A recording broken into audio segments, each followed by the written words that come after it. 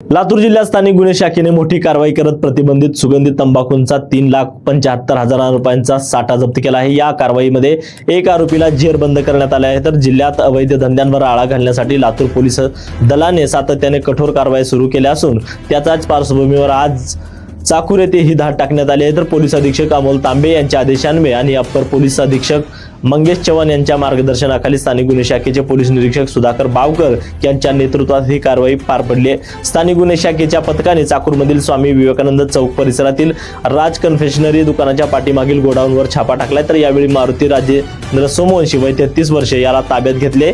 तर गोडाऊनची झाडाझडती केली असता महाराष्ट्र शासनाने प्रतिबंधित केलेला एकूण 3,75,000 रुपयांचा मुद्देमाल जप्त करण्यात आला। आता या प्रकरणी आरोपी विरोधात चाकूर पोलीस ठाण्यामध्ये गुन्हा दाखल करण्यात आला आहे।